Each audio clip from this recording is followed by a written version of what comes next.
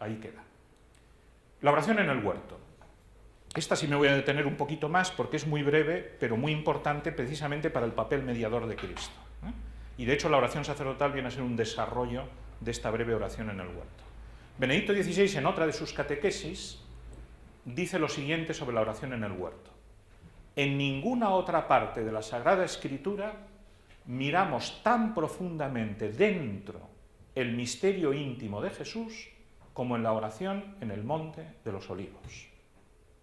El huerto era una parte del Monte de los Olivos, es huerto de Getsemaní dentro del Monte de los Olivos. Por eso se le llama de las dos formas, ¿no?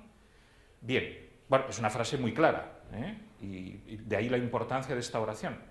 Por eso me voy a detener yo también en ella, ¿no? Porque muestra sobre todo esto que estamos viendo, ¿no? Cómo es la intimidad de Jesús de la cual brota luego nuestra oración. Entonces vamos a analizar la oración en el huerto siguiendo el texto de San Mateo y luego añadiré 2 o 3 detalles que los otros 2 sinópticos añaden, que no están en San Mateo, ¿no? No lo he citado todo para no alargar, sino los puntos claves, ¿no? Después de alejarse con los 3 apóstoles, etcétera, etcétera, luego podéis repasar el texto si queréis, empezó, dice, a entristecerse y a sentir angustia. Y entonces les dijo, mi alma está triste hasta la muerte, quedaos aquí y velad conmigo. Es decir, el contexto de esta oración es profundamente doloroso. Es una excepción de lo que decíamos el otro día con Santa Teresa de que la oración es para pasarlo bien, ¿no? Bien, esta sería la excepción, ejemplo de excepción, en el mismo Cristo, ¿no? Las otras oraciones que hemos visto, en cambio, sí se lo pasa bien Jesús, ¿eh? Yo te alabo, yo te agradezco, o sea, son oraciones de exultación. Esta no, esta es una oración dolorosa, tristeza, angustia, hasta la muerte, ¿no? Que es un signo, es una idea significativa, porque de lo que va a hablar con su Padre es precisamente de su pasión y de su muerte. Ese es el tema de esta oración, ¿no? Y la preparación de ella. Adelantándose un poco, se postró rostro en tierra. He subrayado esto porque eso ha quedado en la liturgia. El Viernes Santo los sacerdotes se postran en tierra al empezar la ceremonia del Viernes Santo. Y también ha quedado en las ordenaciones, donde también los diáconos, sacerdotes, obispos se tumban en el suelo, ¿no? Es una forma de hacer oración. Juan Pablo II hacía muchas veces la oración así. Le pillaron más de una vez de madrugada, en concreto las monjas que iban a limpiar la capilla, que cada vez lo adelantaban más, pero siempre le pillaban, ¿no? Tumbado en el suelo rezando, ¿no? Bien, o sea que es una de las formas de manifestar con el cuerpo la intensidad de la oración. Aquí lo subraya el Evangelio porque, por lo que ha dicho el Papa antes, porque estamos hablando de la oración más intensa de Jesús. Entonces hasta con el cuerpo lo demuestra, postrándose en tierra. Y dice, es el contenido de la oración, que lo conocemos bien. Padre mío, si es posible que pase de mí este cáliz, pero no sea como yo quiero, sino como quieras tú. En su brevedad, esta frase nos está diciendo mucho. Nos está diciendo que a Jesús efectivamente le cuesta una barbaridad. No voy a entrar ahora en el tema cristológico, que lo estudia muy bien Santo Tomás, por ejemplo, de la voluntad de Dios, la voluntad del hombre, cómo se compaginan. Ahora me interesa la oración como tal, ¿no? Es decir, que Jesús manifiesta al Padre que lo está pasando fatal. O sea, con toda sencillez le dice a su Padre que no quiere sufrir. Ya está. O sea, no lo oculta, ¿no? Al revés. Pero pone, si es posible, y no sea como yo quiero, sino como quieras tú. Manifiesta lo que él desearía, pero al mismo tiempo que está dispuesto a hacer lo que su Padre quiere. Entonces, esa combinación es fundamental para nuestra oración. Eso es lo que nos está enseñando, sobre todo aquí Jesús. Incluso en las situaciones más extremas como esta, a las puertas de la muerte y de un dolor terrible, uno, por supuesto, le tiene que decir a Dios lo que siente. Y si, incluso diciéndole, mi voluntad no coincide con la tuya, y es esta, ¿no? Pero si tú quieres otra cosa, yo lo acepto. Claro, lo importante no es solo esto, sino lo que pasa a continuación, como sabemos, ¿no?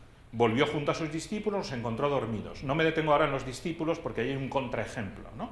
Pero también nos alargaría mucho, pero en fin, lo conocemos bien, ¿no? Ni siquiera habéis sido capaces de velar una hora conmigo. Me interesa esta otra frase, sobre todo. Velad y orad para no caer en tentación. Esta es otra enseñanza de Jesús sobre la oración, que indirectamente nos está diciendo que fue tentado. La interpretación de Mel Gibson en La Pasión es muy correcta, ¿eh? O sea, cuando aparece el demonio, etcétera, ¿no? Es decir, eso es lo que los padres han dicho siempre, ¿no? O sea, Jesús está, en cierta medida, avisando a los apóstoles y a nosotros de que, ojo, con las tentaciones, y la oración es un buen remedio contra la tentación, pero nos está diciendo que él estaba siendo tentado también, y por eso está rezando, ¿no? Porque está siendo tentado para no hacer lo que tiene que hacer, ¿no? El espíritu está pronto, pero la carne es débil, y nos está hablando también de su humanidad. Claro, yo también tengo carne, y siento, y por eso me cuesta, ¿no? Porque soy verdadero hombre. De nuevo se apartó por segunda vez y oró diciendo: Padre mío, si no es posible que esto pase sin que yo lo beba, hágase tu voluntad. Como se ve, cambia un poquito el texto, pero es la misma oración. Es la misma oración. El mismo contenido. La segunda vez. Ahora no me acuerdo si me salta un trozo o lo dice uno de los sinópticos, lo veremos luego, pero llevaba una hora ya rezando. O sea, el texto dice solo una frase de Jesús, pero es una frase que o bien la repitió durante una hora, o la misma idea con distintas palabras la fue repitiendo. Pero el Evangelio dice expresamente que fue una hora la primera vez, con lo cual se puede decir que llegó a 3 horas las otras 2 veces, ¿no? De hecho, por eso se habla de la hora santa. La costumbre de la hora santa del jueves al viernes, que es hacer una hora de oración delante del Santísimo, es por esto, porque Jesús estuvo por lo menos una hora en el huerto. Eso viene de las revelaciones de Jesús a Santa Margarita María, ¿no? Del Sagrado Corazón. La segunda vez, y luego vuelve otra vez, los encontró dormidos, se apartó una vez más y oró por tercera vez repitiendo las mismas palabras. Claro, esto de las 3 veces, que además no son 3 veces breves, sino probablemente 3 horas, lo que nos está diciendo es la importancia de esta oración, es decir, que a Jesús le sigue costando y tiene que seguir diciéndoselo a su Padre y tiene que seguir diciéndole que acepta su voluntad aunque le cuesta. Y lo repite una vez y otra vez y otra vez y otra vez. O sea, que no basta con una, ¿verdad? Si a él no le bastó con una, imagínese a nosotros. Si él necesitó 3 horas como mínimo para acomodarse a la voluntad de su Padre, pero 3 horas de oración, que esto es lo importante, no de pensar o razonar, sino de rezar. Padre, Padre, Padre, ¿no? Una vez, otra vez, otra vez. Bien, algunos detalles que añaden los otros 2 sinópticos, porque San Juan no cuenta esta parte concreta. Como casi siempre San Juan va completando lo que los otros no cuentan, ¿no? San Marcos nos da estos detalles. Primero, todavía subraya más el contexto triste, ¿no? Comenzó a sentir pavor y angustiarse. Yo estoy usando siempre la traducción de mi facultad, lógicamente. Si mis colegas han pasado 20 años haciendo una traducción de la Biblia, pues tengo que respetar su trabajo, ¿no? Digo esto porque las palabras son claves. Pavor es pavor, por lo menos en el castellano de España, que ya estoy viendo que aquí cambian muchas palabras, ¿no? Pero en el castellano de España, pavor es mucho más que miedo, muchísimo más, ¿no? Es más equivalente a terror, ¿no?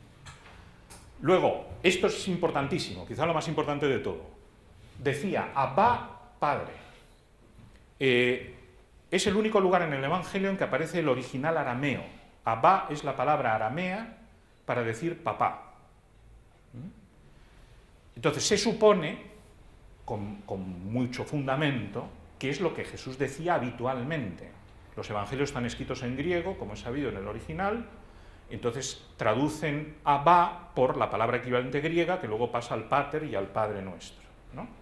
Pero el hecho de que San Marcos, que lo hace varias veces, ponga el original arameo, es para decir, bueno, de hecho lo que decía Jesús es esto, aunque lo traduzcamos, ¿no? Entonces, ¿por qué es esto importantísimo? Porque es efectivamente lo que muestra la intimidad de Jesús con su Padre. O sea, Jesús con su Padre usaba la palabra que usan los niños para dirigirse a sus padres, de forma cariñosa, íntima, tierna, personal. Abba, Abba. Entonces siempre hay que pensar, con lógica, que cuando en Jesús aparece Abba, está diciendo Padre. Esto viene confirmado por los 2 textos de San Pablo, Romanos y Gálatas, en los que al hablar de la filiación divina nuestra, usa también la palabra aramea. Abba, Pater, Abba, Padre. Y uniendo todo eso, vemos que efectivamente, aunque ahora no es el tema, pero nuestra filiación divina es la misma que la de Jesús,